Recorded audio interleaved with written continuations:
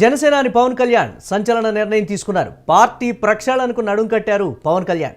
కమిటీలన్నింటినీ రద్దు చేశారు జనసేన చీఫ్. ఇక వార్డు, గ్రామ, పంచాయతీ, మండల, నియోజకవర్గ, జిల్లా స్థాయి కమిటీలన్నింటినీ కూడా రద్దు చేశారు.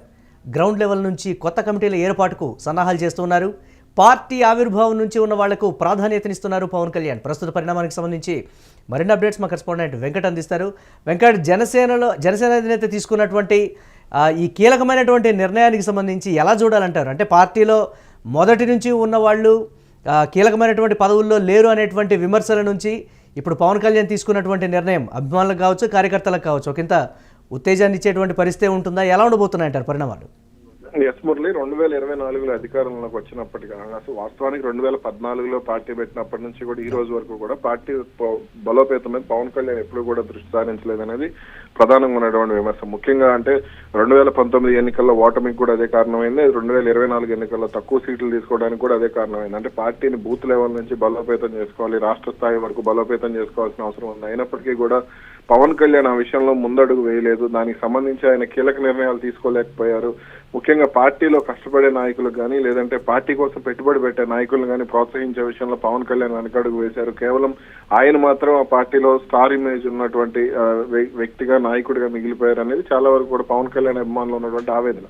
అలాగే కార్యకర్తల బలం కంటే కూడా జనసేన పార్టీకి అభిమానుల బలమే ఉంది. అందుకే 2009లో ప్రజారాజ్యం పరిస్థితి ఆ పార్టీకి వచ్చిందనేది కూడా చాలా వరకు కూడా పవన్ కళ్యాణ్ అభిమానులు ఆవేదన వ్యక్తం చేసినటువంటి సందర్భాలు ఉన్నాయి.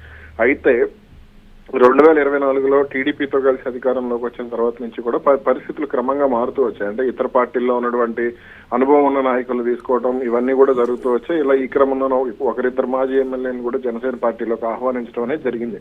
అయితే ఇప్పుడు పార్టీని పూర్తి స్థాయిలో బలోపేతం చేసేందుకు పవన్ కళ్యాణ్ గత కొన్ని రోజులుగా కూడా తీవ్రంగా దీనికి సంబంధించి కసరత్తు చేస్తున్నారు. అంటే బూత్ లెవెల్ కమిటీల నుంచి మొదలుపెట్టి రాష్ట్ర స్థాయి వరకు కూడా పూర్తి స్థాయిలో కమిటీల నియామకం పూర్తి చేయాలి, 26 జిల్లాలకు సంబంధించి పూర్తి స్థాయిలో కసరత్తు చేయాలి అనే దానికి సంబంధించి అయితే వర్కౌట్ అయితే జరుగుతోంది. దీనికి సంబంధించి ఇప్పటికే నాదెండ్ల మనోహర్ కూడా కొంత వర్కౌట్ చేసినట్టుగా కూడా వార్తలు వచ్చాయి. అయితే ఇది ప్రస్తుతం ఉన్నటువంటి వార్తల ప్రకారం చూస్తే ఇప్పుడు నియోజకవర్గాలకు సంబంధించి పవన్ కళ్యాణ్ ఇప్పటికే దృష్టి పెట్టారు అనేది అయితే కొంత వినపడుతున్నటువంటి మాట. ముఖ్యంగా అంటే నియోజకవర్గ ఇన్ఛార్జీలకు సంబంధించి పూర్తి స్థాయిలో ఇన్ఛార్జీలు లేరు అనేది కొంత వ్యక్తమైనటువంటి ఆవేదన పార్టీ కార్యకర్తల్లో. కానీ ఇప్పుడు దీనికి సంబంధించి పూర్తి స్థాయిలో నియోజకవర్గాలకు సంబంధించి కమిటీలను వేసేందుకు, అలాగే మండల స్థాయి కమిటీలను వేసేందుకు ఇప్పటికీ అధ్యక్షులను కూడా ఎంపిక చేశారు. నియోజకవర్గ స్థాయి, పార్లమెంట్ స్థాయి, జిల్లా స్థాయి అధ్యక్షులను కూడా ఎంపిక చేశారనే కామెంట్ అయితే వినపడుతోంది. మరి దీనికి సంబంధించి అంటే కీలక నిర్ణయాలు ఏం తీసుకోబోతున్నారు ఏంటనేది అయితే చూడాలి.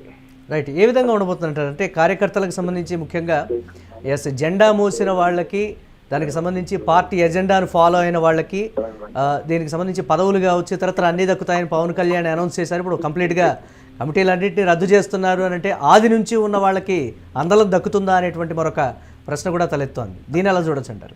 ఖచ్చితంగా పవన్ కళ్యాణ్ ముందు నుంచి ఇప్పుడు మామూలుగా ఈ కార్పొరేషన్ పదవులు కానీ, లేదంటే అవకాశం ఉన్న నామినేటెడ్ పోస్టులకు సంబంధించి ముందు నుంచి ఉన్న వాళ్ళకే ప్రాధాన్యత ఇవ్వడం అనేది జరుగుతూ వస్తుంది. ఇప్పుడు కూడా కొంత అదే కసరత్తు అయితే చేస్తున్నారు.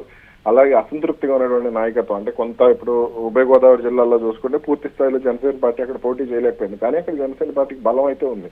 కాబట్టి ఇప్పుడు అన్ని నియోజకవర్గాలకి సంబంధించి ముందు నుంచి ఉన్న నాయకులను, అదేవిధంగా కార్యకర్తల నుంచి నాయకులను, అంటే 1982లో ఎన్టీఆర్ ఏం చేశారో అదే రాజకీయాన్ని ఇప్పుడు పవన్ కళ్యాణ్ కూడా చేసే అవకాశాలు అయితే కనపడుతున్నాయి. కార్యకర్తలని నాయకులుగా తీర్చిదిద్ది వాళ్ళను ముందుకు నడిపిస్తే భవిష్యత్తులో అంటే వాళ్ళకి కావాల్సినటువంటి అండదండలు ఇప్పుడు ప్రభుత్వంలో ఉన్నప్పుడే ఇవ్వడం అనేది సాధ్యం అవుతుంది. కాబట్టి దీనికి సంబంధించి వర్కౌట్ అయితే చేస్తున్నారు. Right, thanks for updates Venkat. ఇక జనసేన అధినేత పవన్ కళ్యాణ్ తీసుకున్నటువంటి కీలక నిర్ణయానికి సంబంధించి ముందు నుంచి పార్టీలో ఉన్నటువంటి వారు, ఆది నుంచి ఉన్నటువంటి వారైతే సంతోషం వ్యక్తం చేస్తున్నటువంటి పరిస్థితి ఉంది. ఆయన తీసుకున్నటువంటి నిర్ణయం అంటే పార్టీ ప్రక్షాళనకు పవన్ కళ్యాణ్ తీసుకున్నటువంటి నిర్ణయం, కమిటీలన్నింటినీ కూడా రద్దు చేస్తూ జనసేన చీఫ్ తీసుకున్నటువంటి నిర్ణయం అయితే ఆశ్చర్యానికి గురిచేసింది. కానీ వార్డు, గ్రామ, పంచాయతీ, మండల, నియోజకవర్గ, జిల్లా స్థాయి కమిటీలన్నింటినీ కూడా రద్దు చేయడంతో గ్రౌండ్ లెవెల్ నుంచి కొత్త కమిటీలను అయితే ఏర్పాటుకు ఆయన సన్నద్ధమవుతున్నారు. పార్టీ ఆవిర్భావం నుంచి ఉన్నటువంటి వాళ్లకు ప్రాధాన్యత ఇస్తానని ఏదైతే గతంలో చెప్పారో ఇప్పుడు దానికి సంబంధించినటువంటి కార్యాచరణ దిశగా అధినేత పవన్ కళ్యాణ్ అడుగులు వేస్తున్నారని కార్యకర్తలు చెప్తూ ఉన్నారు.